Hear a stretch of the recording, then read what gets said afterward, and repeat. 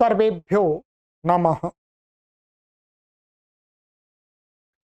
देववाणी संस्कृतं यूट्यूब चलदृश्यं प्रति भवतां भवतीनां च हार्दं स्वागतम्। मित्रों, पारिभाषिकः पारिभाषिक को पढ़ रहे हैं और अभी तक हमारी 80 कक्षाएं हो गई, 80 क्लासेस हो गए हैं और 100 कितनी 129 परिभाषाएं हो गई हैं। अब हमारी परिभाषाएं बची हैं केवल और केवल 29 परिभाषाएं और शेष हैं। कितनी? 29। ये ग्रंथ थोड़ा सा आप सभी के लिए कठिन हुआ है ठीक है, क्योंकि ये सामान्य पाठकों का ग्रंथ नहीं था। ठीक है, और धीरे धीरे भविष्य में कुछ वर्षों में इस सीरीज को देखने वाले लाखों लोग हो जाएंगे। अभी संख्या कम है क्योंकि धीरे धीरे सीरीज बढ़ती रहेगी आगे, तो इस सीरीज को भविष्य में पढ़ने वाले पाठकों की संख्या लाखों में होगी, ध्यान रखें।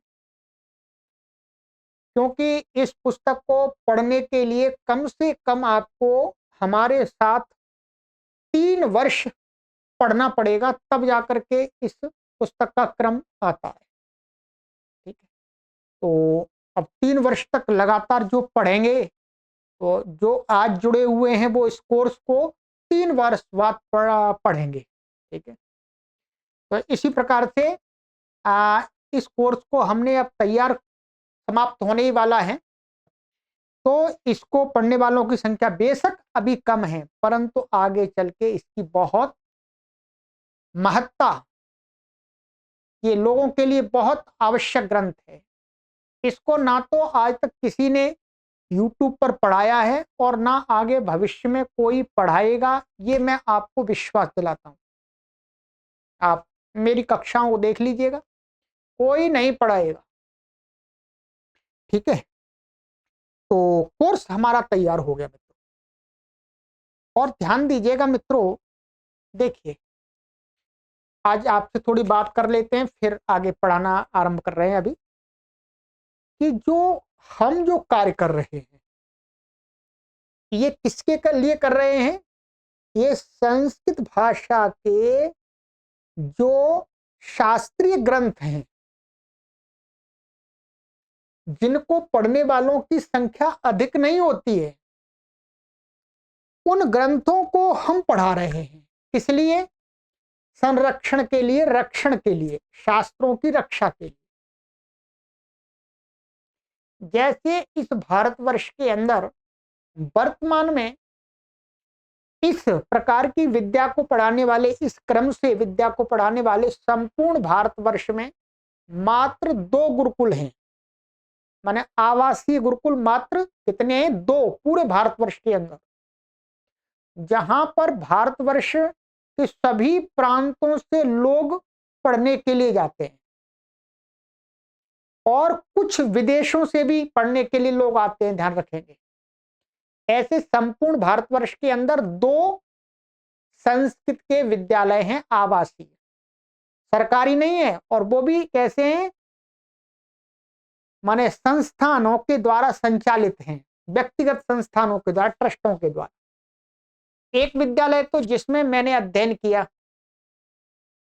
वो है पाणिनीय महाविद्यालय, जो वर्तमान में सोनीपत के पास में ही, माने सोनीपत जो जनपद है उसी में एक गांव है रेवली, उसमें स्थित है। और एक गुरुकुल जो वहीं से पढ़े हुए जो स्नातक हैं, उन्होंने जो तेलंगाना, पहले आंध्र प्रदेश था, अब वो तेलंगाना में खोला है, ध्यान रखेंगे। तो 2 गुरुकुल हैं मात्र, जिसमें जिस क्रम से मैं आपको शास्त्रों का अध्ययन करा रहा हूं, उस क्रम से अध्ययन कराया जाता है। अब देखिएगा, 2 आवासीय विद्यालय, उनमें आप जाकर के देखेंगे तो पढ़ने वालों की संख्या किसी में 50 है, किसी में 40 है, बस इतने ही लोग हैं पढ़ने वाले। ध्यान रखेंगे, जो विद्या मैं पढ़ा रहा हूं मेरे पास तो काफी संख्या है लोगों की, ठीक है। कई बार लोग ऐसा विचार करते होंगे कि अरे ये इतना परिश्रम कर रहे हैं और इनके व्यूज बहुत कम आते हैं। तो भाई इसके तो व्यूज हमेशा कम आएंगे, ये सामान्य विद्या नहीं है। इसको गिने चुने लोग ही पढ़ते हैं जो संस्कृत भाषा के प्रति समर्पित हैं। ध्यान रखेंगे, जो संस्कृत भाषा के लिए अपना जीवन लगाना चाहते हैं वो लोग पढ़ते हैं। अब आप सोच लीजिएगा उन दोनों विद्यालयों को मिलाकर के 100 की संख्या भी नहीं बैठेगी, जबकि वो आवासीय हैं। कितने आवासीय हैं, वहां सब कुछ वही रहते हैं। और उसमें एक विद्यालय तो 100 वर्ष हो गए, उसको 100 वर्ष से लगातार चल रहा है। जिस गुरुकुल में, जो पाणिनीय महाविद्यालय रेवली गुरुकुल है, जो पंडित ब्रह्मदत्त जिज्ञासु गुरुजी ने स्थापित किया था, जिसकी स्थापना जब पाकिस्तान और भारत का बंटवारा नहीं हुआ था उससे पूर्व में हुई थी। कहां पर? लाहौर में। फिर लाहौर से जब ये पार्टीशन हो गया तो वहां से फिर वो गुरुजी वाराणसी आ गए, वाराणसी से फिर वहां पर स्थापना हो गई है। पहले बाद बल्लभगढ़ था, फिर वहां से उसी के पास में रेवली में वर्तमान में स्थापित हो गया है। तो आवासीय गुरुकुलों में संपूर्ण भारतवर्ष के अंदर, ध्यान रखेंगे, कहीं पर भी इस प्रकार की विद्या को नहीं पढ़ाया जाता। हर जगह आप विचार कर रहे हो, मैं उसी संस्थान से पढ़ करके निकला हुआ हूं, इसलिए मैंने क्रम से सारा पढ़ा हुआ है। तो मैं उस छोटी सी संख्या में से निकला हुआ एक विद्वान हूं और फिर मैंने इस काम को ऑनलाइन आरंभ किया है। पर उन दोनों गुरुकुलों की अपेक्षा से ये मेरा जो प्लेटफॉर्म है, मेरा माना आप सभी का ये देववाणी संस्कृतम ऑनलाइन प्लेटफॉर्म है, इस पर कई गुनी संख्या अधिक है। अच्छा, अब ध्यान रखिएगा, वो लोग आवासीय संस्थान चलाते हैं, उस संस्थान में जो भी संस्थाएं हैं उन विद्यालयों पर महीने का कम से कम वो 5-5 लाख रुपए खर्च करते हैं। तो वहां का जो भी व्यय आता है कम से कम 5-5 लाख रुपए आता है, क्योंकि वहां सारी व्यवस्था, बिल्डिंग का सब कुछ, कर्मचारी आदि सब कुछ रखते हैं। अब आप विचार करेंगे कि थोड़े से विद्यार्थियों पर 5 लाख रुपए महीने खर्च किया जा रहा है, इसकी क्या महत्ता? इसकी महत्ता है, महत्ता ये है कि यदि हम अपनी इस भाषा को, इस भाषा में लिखित जो शास्त्र हैं उनकी रक्षा नहीं कर पाएंगे तो ये तो भविष्य में समाप्त हो जाएंगे। फिर कोई पढ़ाने वाला ही नहीं बचेगा ना, फिर पढ़ाने वाला नहीं बचा तो पढ़ने वाला कौन होगा? तो इसके संरक्षण में हमें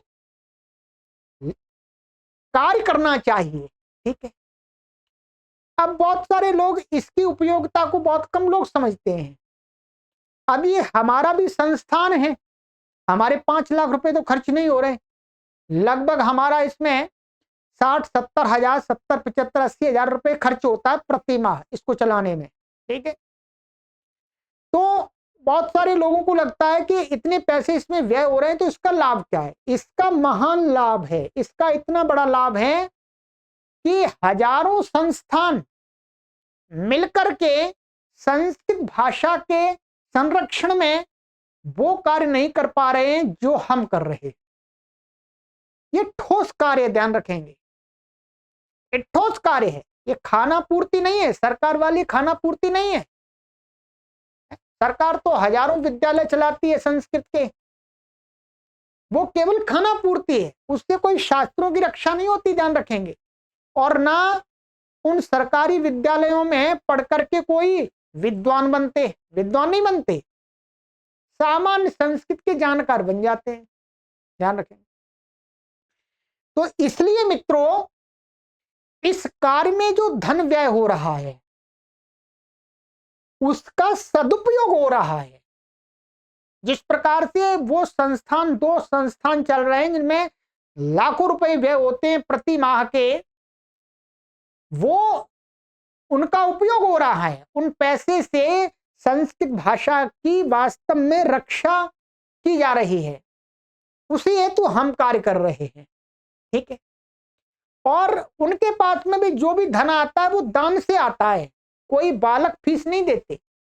इस विद्या को जिस प्रकार से हम पढ़ा रहे हैं, इसको पढ़ने के लिए कोई फीस नहीं देना चाहता है, पढ़ने वाले ही बड़ी मुश्किल से मिलते हैं।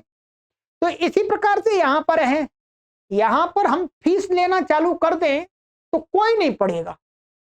अभी तो पढ़ भी रहे हैं बहुत सारे, फिर कोई नहीं पढ़ेगा।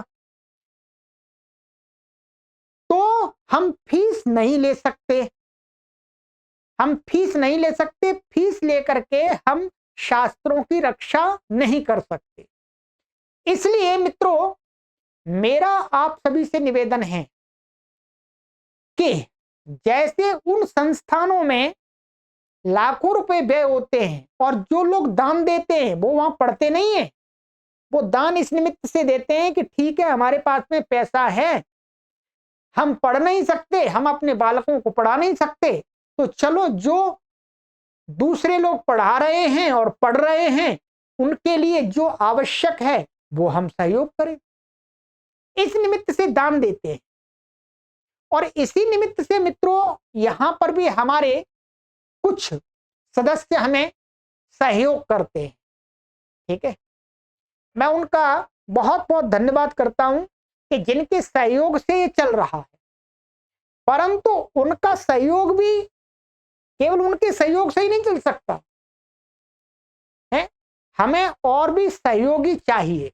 ध्यान रखेंगे, हम इस कार्य को और विस्तार देना चाहते हैं और इसमें जो व्यय होता है वो हमें आसानी से, सरलता से उतना पैसा कलेक्शन हो जाए, उतना धन हमारे पास में आ जाए जिससे हमें चिंता ना रहे। इसके लिए हम आप सभी से यह निवेदन करते हैं कि आप चाहे पढ़ें इस विद्या को, चाहे ना पढ़ें, आप इस विद्या के संरक्षण हेतु, कि इस विद्या के शास्त्रों का संरक्षण हो रहा है इस कार्य से, इस हेतु, और मैं इस शास्त्रों की परंपरा से जुड़ा हुआ व्यक्ति हूं, इसलिए मेरा कर्तव्य बनता है कि ऐसे कार्य जहां हो रहे हैं, जहां शास्त्रों का संरक्षण हेतु कार्य हो रहा है, वहां मैं अपना सहयोग दूं। तो आप हमारा आर्थिक सहयोग करें। आप पढ़ें, बहुत अच्छी बात है, आप नहीं पढ़ सकते हैं तो इस भावना से दें कि मेरा भी कर्तव्य बनता है कि शास्त्रों की रक्षा जो लोग कर रहे हैं उनका मुझे सहयोग करना चाहिए है? तो इस हेतु से आप अपने मित्रगणों को भी निवेदन करें हमारी तरफ से, और अपने सगे संबंधियों को भी निवेदन करें, और स्वयं हमारा सहयोग करें आर्थिक। ठीक है, यहाँ कोई फीस नहीं आती है। ठीक है, फीस नहीं आती है, और हम इसमें दिन भर लगते हैं, परिश्रम करना पड़ता है इनको समझाने के लिए, इसको तैयार करने के लिए। कोई सामान्य व्यक्ति नहीं पढ़ा सकता इन शास्त्रों को, आपके कोई कुलपति नहीं पढ़ा सकते, कोई आपके प्रोफेसर नहीं पढ़ा सकते, ये मैं विश्वास के साथ कहता हूं। और यदि आपको विश्वास ना हो तो ये ग्रंथ लेकर के आपके आसपास में कोई प्रोफेसर हो, लेक्चरर हो, उनके पास में जाइएगा और कहिएगा गुरुजी पढ़ा दीजिएगा, तब आपको जांच हो जाएगा हाँ पढ़ाते हैं कि नहीं पढ़ाते हैं। क्योंकि ये परंपरा में है ही नहीं, अभी वर्तमान में बहुत कम गिने चुने लोग हैं जो इनको पढ़ाने में समर्थ हैं। ठीक है, और इनको पढ़ाने में समर्थ बनने के लिए जीवन लगाना पड़ता है। हमने अपना जीवन लगाया है पूरा ठीक है, पूरा जीवन लगाया है। हमने अपना उद्देश्य ये नहीं बनाया कि हमको कुलपति बनना है, लेक्चरर बनना है, लाखों की सैलरी कमानी है। यदि हम ये उद्देश्य बनाते तो हम आराम से वो कार्य कर सकते थे, परंतु हमने वो अपना उद्देश्य नहीं बनाया। हमने अपना उद्देश्य बनाया है कि शास्त्रों की रक्षा करना हमारा कर्तव्य है, संस्कृत भाषा का संरक्षण करना, उसका प्रचार प्रसार करना हमारा कर्तव्य है, हमारी सुप्रीम ड्यूटी है। क्योंकि हम नहीं करेंगे तो कौन करेगा है? और कोई कर नहीं रहा, हम भी नहीं करेंगे तो ये समाप्त हो जाएगी। ऐसा तो नहीं है कि भगवान जी आकर किसकी रक्षा करेंगे, भगवान जी रक्षा, भगवान जी तो केवल प्रेरणा देते हैं कि भाई करो रक्षा। रक्षा तो हम और आपको मिलकर के करनी है, संरक्षण उसको उसका हम और आपको मिलकर करना है। तो इसलिए मित्रों मैं आपसे ये वीडियो इसलिए आपको इतना मैंने बताया कि आप हमारे इस लक्ष्य में आर्थिक सहयोगी बने। बिना अर्थ के कोई कार्य संपन्न नहीं होता मित्रों। ये कार्य मैं अकेला नहीं कर रहा, मेरे अकेले पढ़ाने से भी नहीं हो सकता। यदि मेरे पास पैसे नहीं होंगे व्यवस्था चलाने के लिए तो मैं कहां से पढ़ा दूंगा जी? नहीं पढ़ा सकता, क्योंकि मेरी तो कोई फैक्ट्री भी नहीं है, है? कोई फैक्ट्री नहीं है या कोई ऐसी सरकारी जॉब भी नहीं है जहां से लाखों रुपए आ रहे हो, है? मैं तो यही परिश्रम करता हूं सारे दिन, आप देखते होंगे। तो आप हमारा सहयोग करें, आर्थिक हमारे सहयोगी बने, मानसिक सहयोगी बने। कई लोग हमने देखा है कि कई लोग सहयोगी बन जाते हैं, पहले तो जिज्ञासा दिखाते हैं, 1-2 महीने कुछ सहयोग करते हैं, फिर वो भूल जाते हैं। ऐसा ना करें। हम तो नहीं भूल रहे इस कार्य को करना, हम तो लगातार कर रहे हैं। आप भी सहयोग दें। ये विद्या का कार्य है, ये संस्कृत भाषा जिसको हम माता कहते हैं उसकी वृद्धि का कार्य है।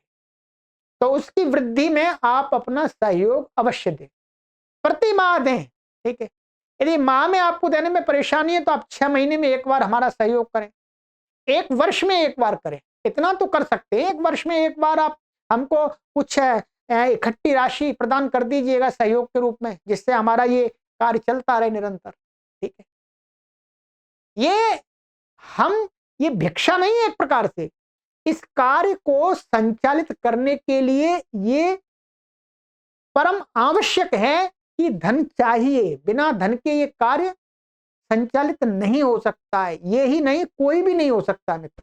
ठीक है, तो इसलिए आप हमारे इस अभियान के मासिक सदस्य अवश्य बनिएगा। और ये गूगल पे, फोन पे, पेटीएम नंबर दिए गए हैं, यहाँ पर मैंने वीडियो की डिस्क्रिप्शन में भी डिटेल रखी है, और ये क्यूआर कोड है, तो इसको स्कैन करके आप हमारा सहयोग अवश्य करें। तो ये आज की वीडियो मैं पढ़ाने की है, परंतु कुछ आपको बताना पड़ता है कि हम कार्य क्यों कर रहे हैं, हमारा उद्देश्य क्या है। ठीक है, हमारा उद्देश्य धन कमाना नहीं है, धन इसलिए चाहिए कि हमें इसको कार्य को संचालित करना है। यूट्यूब से हमें कोई पैसा नहीं आता है। आप व्यूज देखते होंगे, पढ़ने वाले कितने हमारे, बहुत कम है। तो इसमें कोई यूट्यूब पैसे नहीं करता, यूट्यूब पैसे देता है उन लोगों को जिनके व्यूज लाखों करोड़ों की संख्या में व्यूज आते हैं, उनको पैसा यूट्यूब वास्तव में देता है। हमारे यूट्यूब से कोई आमदनी नहीं है, ध्यान रखेंगे, ये भी आप ध्यान रख लीजिएगा। बहुत सारे लोग ऐसा विचार करते हैं, अरे इनका सहयोग क्या करना है, तो यूट्यूब से कमा रहे। नहीं भाई, यूट्यूब से नहीं कमते पैसे, इतने कम हमारे पढ़ने वाले पाठकों के होने पर नहीं कोई कमाई होती है। ये तो आपके सहयोग से चलता है, कुछ हमारे सहयोग निरंतर कर रहे हैं। मैं पुनः उनका हृदय से, आत्मा से धन्यवाद करता हूं कि वो निस्वार्थ भाव से सहयोग कर रहे हैं।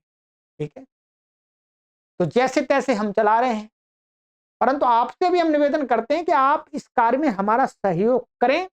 हम इसका विस्तार देना चाहते हैं, और हम भी चाहते हैं कि एक आवासीय विद्यालय हम बनाएं, परंतु उसके लिए धन की आवश्यकता है। आवासीय विद्यालय चलाने के लिए 5 लाख रुपए महीने में कहां से लाऊंगा?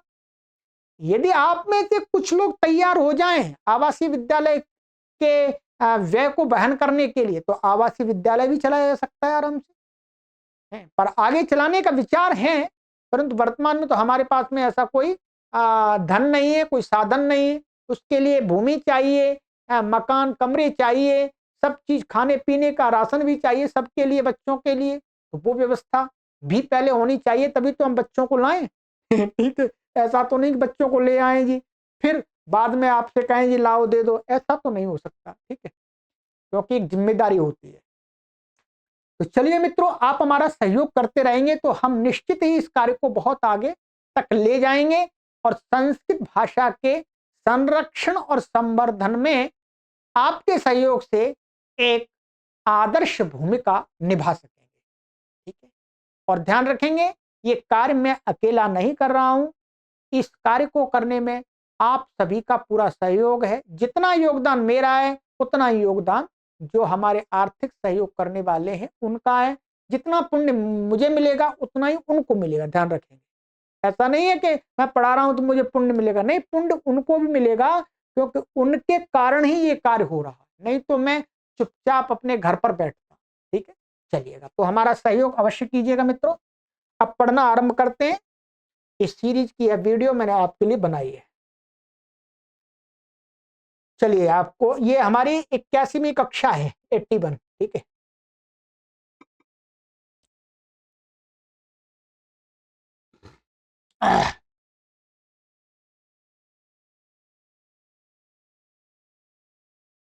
ये परिभाषा हो गई थी हमारी, और ये परिभाषा हो गई थी, और बस ये यहां तक हो गई थी। अब है हमारी परिभाषा 130।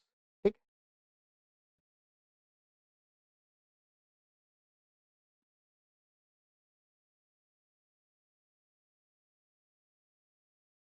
यहां पर कहते हैं गुरुजी, औपदेशिक प्रायोगिकयोरौपदेशिकस्यैव ग्रहणम। इसका ये है कि औपदेशिक, औपदेशिक का अर्थ है उपदेश, महर्षि पाणिनि के उपदेश में कहा हुआ कार्य। और प्रायोगिकयो, प्रायोगिकयो का अर्थ यहां पर ये है कि प्रयोग में, व्यवहार में आने वाला, व्यवहार में आने वाला कोई शब्द आदि जो भी है, माने ऐसा कोई कार्य जो उपदेश और प्रयोग में दोनों जगह यदि घटित होने लगे, शंका होने लगे कौन सा करें, तो उसमें औपदेशिक का ही, माने उपदेश वाले कार्य का ही ग्रहण करना चाहिए। अब इसको समझेंगे कैसे। उपदेशे भव औपदेशिका, भव अर्थ में यहां पर ठक प्रत्यय हो गया। प्रयोगे भव, ठई प्रत्यय हुआ, ठक नहीं ठई। प्रयोगे भव प्रायोगिक, अध्यात्मादित्वा ठई, वार्तिक से क्या हो गया, ठई प्रत्यय हो गया जी। ठीक है, ठई से औपदेशिका बन गया और प्रायोगिक। तयोर मध्य अर्थात औपदेशिका प्रायोगिकयोः मध्ये औपदेशिकस्यैव ग्रहणम, दोनों के मध्य में यदि हमें ग्रहण करना पड़े तो औपदेशिक का ग्रहण करना चाहिए। जैसे तद यथा तरप तमपौघः इति प्रत्ययस्य एव तरप तरपो घ संज्ञा ब्राह्मणतरेति। जैसे तरप तमपौघा, यहाँ पर जो घ संज्ञा किसकी कही है, तरप प्रत्यय की और तमप प्रत्यय की। तो तरप घ संज्ञा, तरप की घ संज्ञा, तमप की है, हमें आज तरफ से कार्य लेना है। तो कहते हैं, तो यहां पर क्या, ब्राह्मणी तरा, यहां पर क्या, ब्राह्मण तरा, तरप प्रत्यय के परे रहते क्या है, घ संज्ञक प्रत्यय के परे रहते, यहाँ पर ह्रस्व हो गया, ब्राह्मणी था तो ब्राह्मण, यहाँ पर क्या है, घ, ये सूत्र है, घ रूप कल्प चेलड ब्रुव गोत्र मत हतेषु इति। ये सूत्र, इससे क्या हो गया, यहाँ पर ह्रस्व हो गया ब्राह्मणी को तरप, क्योंकि घ संज्ञक यहाँ में घ पड़ा हुआ है। ये न तो त्रिधातोर प्रत्यये कृते यह प्रयोग तस्य नदी तरह इति। एक तरफ, तर शब्द, तर शब्द का तरफ कैसे बनता है, त्रिधातु से अप्रत्यय कर देंगे, अप्रत्यय कर देंगे, री दोरप, क्या है, री दोरप, तो अप्रत्यय कर देंगे और इसको गुण होकर के क्या बन जाएगा, तरफ, वो भी तरफ बन जाएगा। ऐसा क्या बन जाएगा, ये त्रि और ये अप, इसमें भी गुण आदि होकर के क्या बन जाएगा, तरफ। ठीक है, ये कैसे दिखाया उन्होंने, पक्की बिना अभी इत संज्ञा नहीं की है, तो स्वरूप दिखाया। तरफ, तरफ का भी वास्तव में क्या बचता है, तर बचता है, प तो चला जाता है, वैसे यहाँ पर भी प चला जाएगा, तो तरफ ये भी है। अब यहां पर ये घसंज्ञा है, घसंज्ञा करके कार्य कहा है। अब यहाँ घसंज्ञा किसकी कही है, तरप तमपौघ। अब कोई कहे कि भाई ये तरप, ये तो ये प्रत्यय है, ये तो प्रत्यय है, अतिशायने तमिष्णु द्विवचन विभज्य पदे तरबीय सुनऊ, तरप प्रत्यय। तो कोई कहे कि तरप, अब यहां पर घ, घसंज्ञा किसकी मानी जाएगी, घसंज्ञा। तो कहते हैं यहां पर ये नदी तरह, यहां पर क्या है, ये अप्रत्यंत शब्द है। ये नदी तरह माने नदी का पार करना, ठीक है। यदि तो स्यात् घरूप इति ह्रस्वः स्यात्, यदि यहां पर प्रायोगिक का भी ग्रहण हो जाए, ये माने यहां पर प्रायोगिक माने जो प्रयोग में आने वाला ये तर शब्द है, तरफ जो प्रत्यय होकर के उसका भी ग्रहण होने लगे, तो क्या यहां पर भी नदी ह्रस्व हो जाए इससे, परंतु ह्रस्व नहीं होता, क्योंकि उपदेश में, महर्षि पाणिनि के उपदेश में घसंज्ञा किसकी की है, घसंज्ञा इसकी की है। और ये क्या है, तरप प्रत्यय, ये अप्रत्यंत तरप वाला नहीं है, ये तरप प्रत्यय कहा है, तरप प्रत्यय की, तमप प्रत्यय की, क्योंकि तमप प्रत्यय के संयोग से तरप प्रत्यय का ही ग्रहण होगा, ठीक है। तो इसलिए यहां पर ये तो क्या है, वास्तव में औपदेशिक है, उपदेश में इसकी घसंज्ञा कर की है, और ये जो तरप है ये वाला, ये प्रायोगिक है, तो इसका यहां पर ग्रहण नहीं होगा, यहां प्रत्यय का ही ग्रहण होगा, और इसकी घसंज्ञा होगी, और घसंज्ञा होने पर यहां ही ह्रस्व होता है, यहां ह्रस्व नहीं होगा, ये कहा है बस, और कुछ नहीं, ठीक है। बस अब ये कहते हैं कि इस परिभाषा को तत्र तत्रोपदेश ग्रहणम कुर्वतः सूत्रकृतो सम्मता इयम्, कहते हैं परंतु ये जो परिभाषा है ये महर्षि पाणिनि को असम्मत है, महर्षि पाणिनि इस परिभाषा से सम्मत नहीं है। क्यों नहीं सम्मत, क्योंकि कहते हैं तत्र तत्र उपदेश ग्रहणम कुर्वतः, क्योंकि शास्त्र के अंदर उन्होंने अनेक बार उपदेश ग्रहण किया है, उपदेश से कहित, और भी अनेक जगह का उपदेश। यदि प्रायोगिक और उपदेश की बात हो और परिभाषा से उपदेश का ही ग्रहण हो, औपदेशिक का ही ग्रहण हो, तो उपदेश ग्रहण करने की आवश्यकता ही क्या सूत्रों में। इसका मतलब महर्षि पाणिनि जी इस परिभाषा को स्वीकार नहीं करते हैं, इसलिए अपने सूत्रों में उपदेश शब्द का ग्रहण ही करते हैं, ठीक है। तथा ही सत्याम ही ह्यस्याम परिभाषायाम उपदेश ग्रहणम न कुर्यात्, क्योंकि यदि ये परिभाषा हो तो क्या है, इस परिभाषा के होने पर सूत्रों में उपदेश ग्रहण करने की कोई आवश्यकता ही नहीं है, परंतु कर रहे हैं, इसका मतलब ये महर्षि पाणिनि को सम्मत नहीं है, मतलब वो इस परिभाषा को नहीं मान रहे, ठीक है, नहीं मान रहे। बात तरफ तुम तरफ वो प्रत्यय की घसंज्ञा होगी, क्योंकि तमप प्रत्यय के साथ पड़ा हुआ जो तरप है वो तरप प्रत्यय भी हो सकता है, तरप अप्रत्यंत भी हो सकता है, तो प्रत्यय तमप है, तमप के सहयोग समीपता से उस तरप प्रत्यय का ही ग्रहण होगा, चाहे बेशक वहां उपदेश नहीं पड़ा, इस परिभाषा की कोई आवश्यकता नहीं समझते महर्षि पाणिनि। बस इस परिभाषा का इतना ही, ठीक है।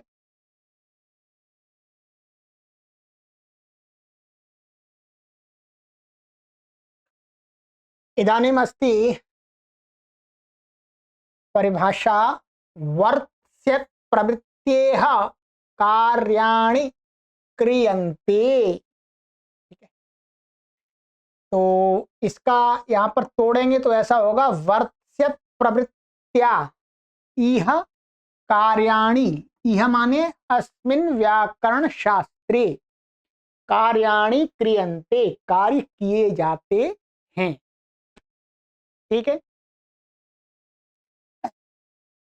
वर्त्स्यत् यहां पर जो ये शब्द लिया है वे वृत्त धातु का लिया है इन्होंने, और यहां पर ये दिखाया है इसमें स्य विकर्ण लगा करके कि ये भविष्यत काल में स्य विकर्ण होता है, एक तो लिंग में भी होता है और एक लिट में होता है, तो लिट वाला लेकर के और यहाँ त में ई हटा दिया, ये किसका ले लिया इन्होंने, क्षत्रिय प्रत्यय का, तो स्य विकर्ण दिखा करके यहां पर ये वास्तव में वर्त्स्यत् का अर्थ ले रहे हैं भविष्यत, ठीक है।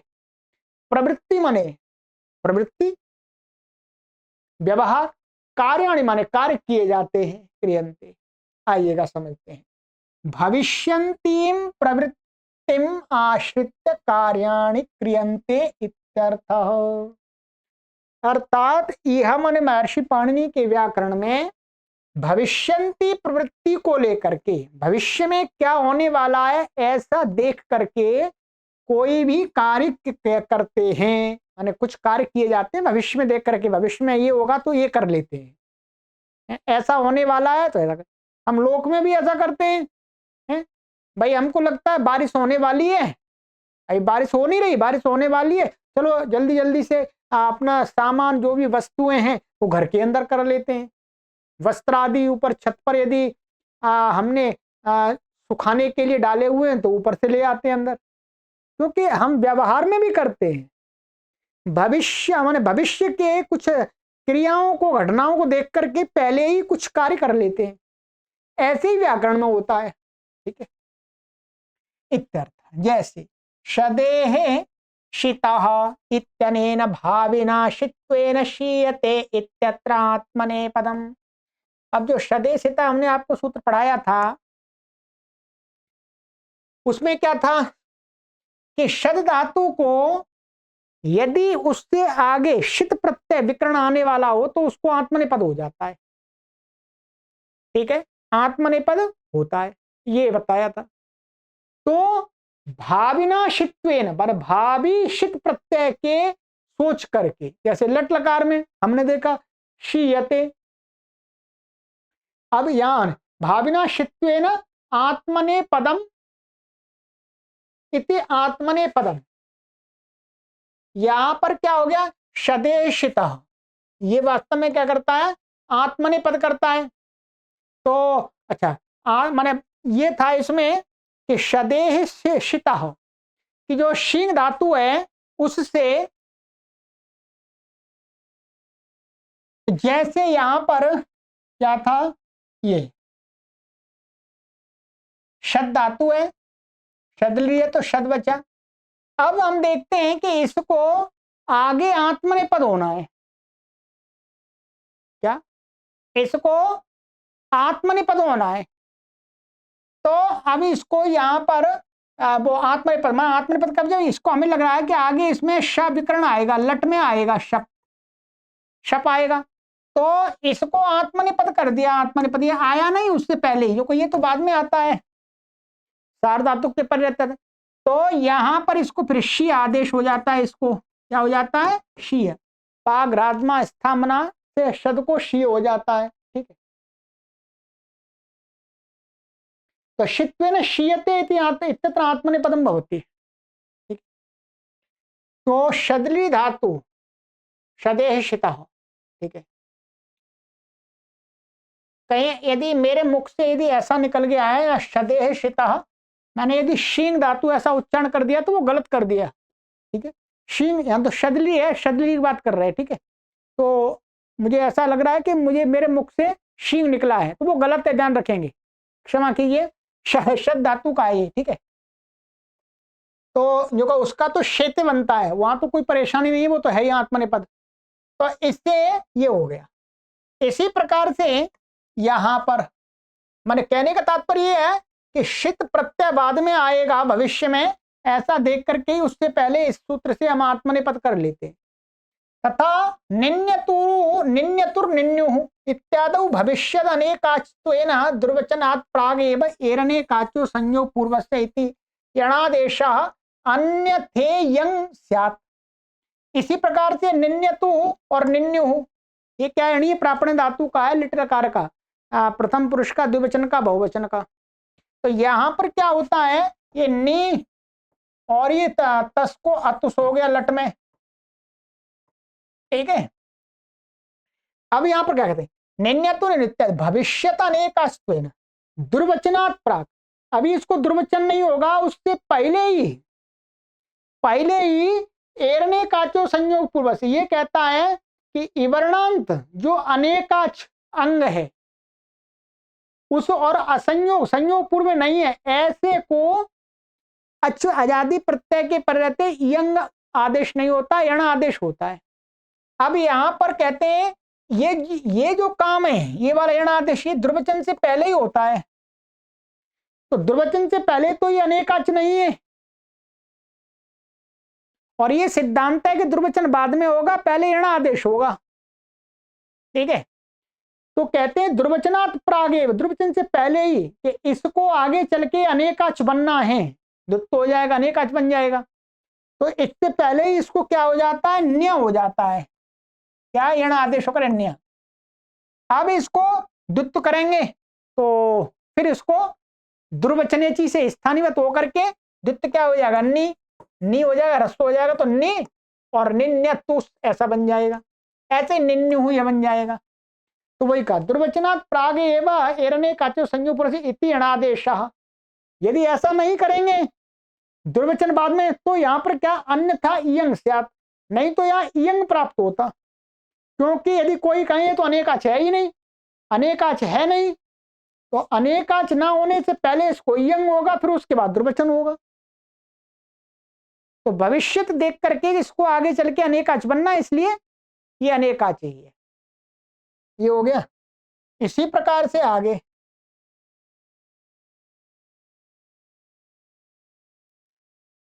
अन उपधालोपिनोन्यतरस्याम इति भविष्यत उपधालोपिनो गीप विधानम चास्या जापकम। अन उपधालोपिनोन्यतरस्याम, ये इस परिभाषा का ज्ञापक है। क्या है यहाँ पर, भविष्यत उपधालोपिन। यहाँ पर जो उपधालोपिना कहा है, ये क्या है, ऐसा अनंत जिसकी भविष्य में उपधा का लोप होगा, ऐसे से विकल्प से स्त्रीलिंग में क्या होता है, गीप होता है, ऐसा कहा है। ये देखते हैं कि गीप आया और फिर उसकी भसंज्ञा होगी आगे चल के, तो फिर उसका अन्न के आकार का अल्लोप होना आदि से विकलोप होगा। तो ऐसे, तो उस लोप होने से पहले ही, उपधा लोप होने से पहले ही गीप लाते हैं, आगे चल के होगा, ऐसा यहां पर कहा है। यदि यहां पर ऐसा नहीं मानेंगे, ध्यान रखेंगे, यदि यहां पर ऐसा नहीं मानेंगे कि भविष्य में, तो क्या करेंगे, पहले उपधा का लोप। तो उपधा का लोप यदि हो जाएगा, ध्यान रखें, यदि उपधा का ही लोप हो जाएगा पहले, जहां पर कहीं मानिएगा, तो फिर उससे गीप प्राप्त ही नहीं होगा, क्योंकि वो अनंत रहेगा ही नहीं। फिर भाई उपधा का अका लोप हो जाएगा, तो फिर अनंत कैसे बचेगा, फिर गीप कभी होगा ही नहीं। इसका मतलब यहां पर ये कहते हैं कि ऐसा अनंत जो शब्द है, जिसका आगे चल के उपधा का लोप होना, उससे स्त्रीलिंग में विकल्प से गीप होता है। अन्यथा सती गीपी उपधा लोप। यदि ऐसा नहीं मानेंगे तो क्या हो जाए, गीप के होने पर भसंज्ञा होगी, भसंज्ञा होने पर क्या होगा, अकालोप होगा। अकालोप हो गया। अब अकालोप हो गया तो कहते हैं कि सतीच उपधा लोपे, माने गीप के आने पर उपधा लोप होगा, ये ऐसा अर्थ करेंगे तो ये असंगत हो जाएगा। उपधा लोपे गीप गीप इति असंगति स्यात्। भाई गीप हम विकल्प से कर रहे हैं, और यहां उपधा लोप का अर्थ क्या हुआ, भाई उपधा लोप का अर्थ क्या हुआ, उपधा लोपी, जिसका उपधा लोप हो जाता है उससे गीप होता है। अब यहां पर यदि ऐसा मानेंगे गीप पहले आ जाएगा तब उपधा का लोप होगा, तो ये बात आपस में असंगत हो जाएगी। क्या हो जाएगी, यदि गीप आ ही गया पहले, गीप आ ही गया पहले, फिर हटेगा कैसे, हमें करना है विकल्प। विकल्प तो भावी मान करके कि ऐसा अनंत प्रातिपदिक जिससे आगे चल के यदि उसके अन आकार की उपधा लोप होगा, तो उससे पहले विकल्प से गीप होता है, एक बार गीप होगा एक बार नहीं होगा। तो ये महर्षि पाणिनि ने वहां पर अनुपधा लोपनोत्तरस्याम, यहाँ पर उपधा लोपी से पढ़ करके ज्ञापित किया। ठीक है, कुछ लोग यहां पर क्या करते हैं, कह रहे हैं कि कुछ लोग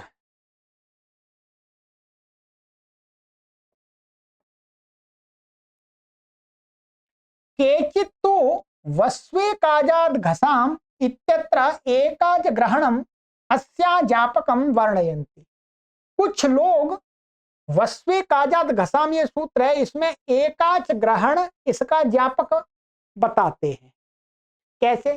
क्योंकि तद्धि लिटि दुर्वचनस्य आवश्यकत्वा न कश्चित एकाच अस्ति इति भविष्यत अभ्यास लोप प्रवृत्तेरुत्तर कालम भावी या एकाचर्थम कृतम अस्ति।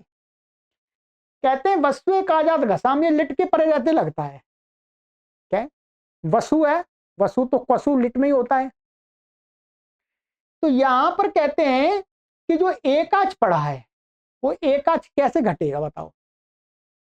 हर धातु लिट के परे रहते उसको दुर्वचन हो जाएगा, दुर्वचन होने पर उसमें अनेकाच हो जाएंगे अपने आप ही। एकाच तो रहेगा ही नहीं कोई, एकाच रहेगा ही नहीं कोई। तो फिर यहां पर संगति कैसे लगेगी? तो कहते हैं तद ही लिटि दुर्वचन से आवश्यकत्व, लिट के परे रहते तो दुर्वचन अवश्य है, आवश्यक है होने से। न कश्चित एकाच अस्ति, कोई अंग मिलेगा ही नहीं एकाच।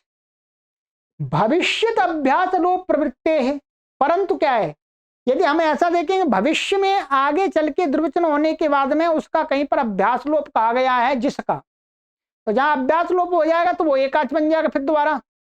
तो भविष्यत अभ्यास लोप प्रवृत्ते है उत्तर कालम भावी या एकाच तदर्थम कृतम अस्ति, उसके लिए एकाच पड़ा हुआ है कि भविष्य में आगे चल के जो एकाच बनेगा उसको इट होता है।